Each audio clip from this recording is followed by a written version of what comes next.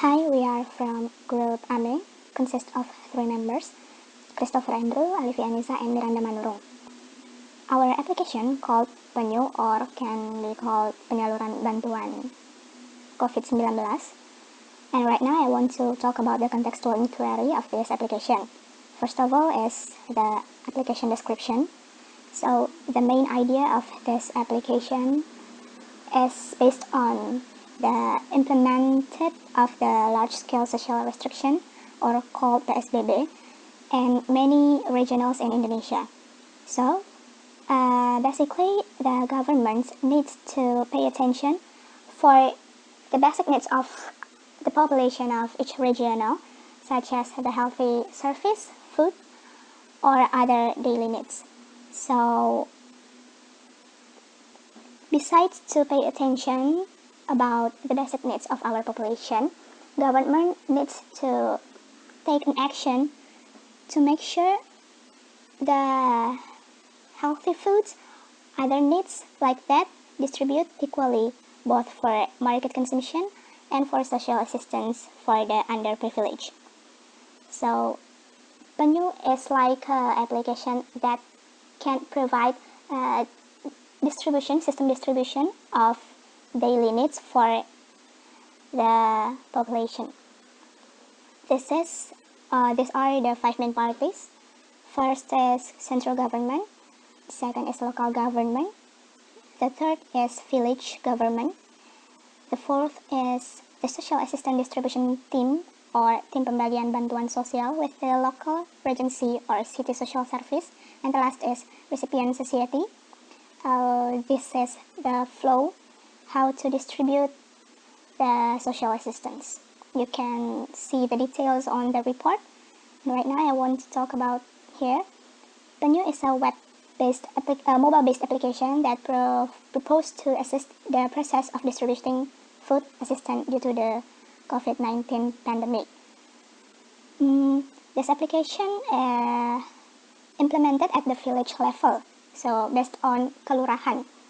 In our opinion, by making the scope of the application to be urban, this application will be more useful and help can be on target. There are 6 actors. First is lurah, second is admin, the third is masyarakat, the fourth is tim pembagian bantuan sosial dengan dinas sosial, fifth is subtim pengadaan sembako, and the last is subtim pembagi bantuan lapangan. So from the first prototype that we create, we found that the Penyu UI is not intuitive because it's still lacking in the delivery of information in terms of appearance, and the operating flow is quite difficult for users from among parents, considering this application will be used from adult to parents. It's better if the size of the font or image is enlarged and the button that has the main or crucial functionality is placed in the main focus of the user's eyes. So this is the task script. We want the user to try log in as a tim pembagian bantuan sosial and as the masyarakat.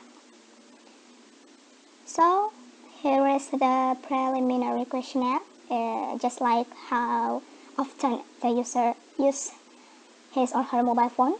And then our user is basically a novice. He is now 53 years old, a family head, and works as an employee in a private company. This is the transcript of the video user testing. You can see the video here, and then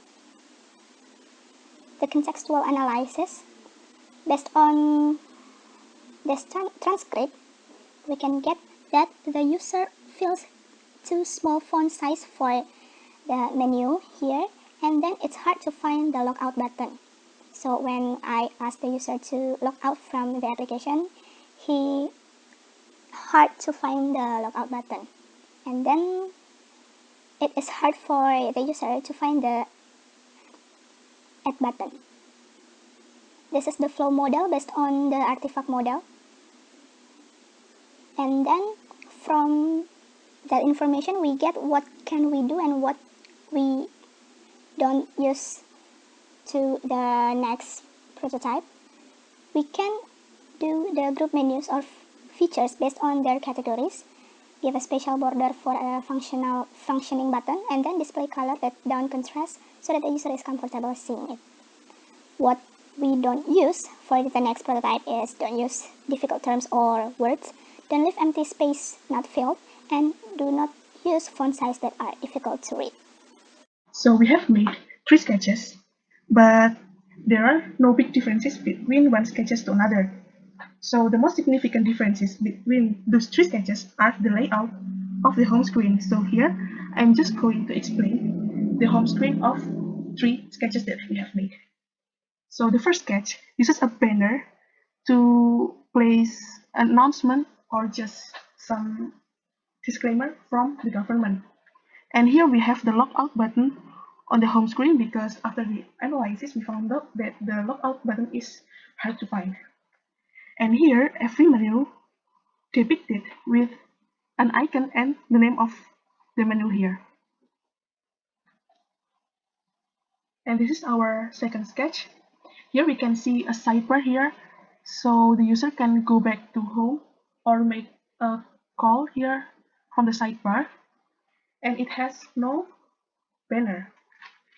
Also, the menu here not depicted with icons like the first sketches, but it is just button here and the name of menu. And this is our third sketches. It is nearly the same with the first sketch, but it has no banner. So even though there are little differences between these 3 sketches, we decided to implement or to use the first design. We decided to use a banner to place some small announcements or disclaimers from the government. We think that it is good to place the announcement on the home page, so all the app users can read it immediately after they log in. Also, we are going to use a brown color palette here for our design. It is hard to decide. We really want to use like blue color or green color, but we think brown is identical to cardboard that mainly used on donation. So we really hope that this color can calm the people and give them safe feelings before the government is going to distribute the sembako donation to them. And here you can find our links. You can find the links to our prototype in InVision and Adobe XD. Okay, so next we'll talk about the usability evaluation or the UE. The UE over here, the first part is the method, which explains the method that we use in the UE. The first method that we use is the part of the data collection. We ask the user to record the screen of the activity with the show touch mode enabled, so we can see the user activity, what they did there, and etc. And then we choose several users to do some instruction from us, and we directly observe face to face. And then from the screen recording, we analyze them and deduce the factor which resulting the confusion of the user. And after that, we give them some questionnaire. The questionnaire is all about the application, whether it's confusing or clear or very hard or very easy to do and something like that.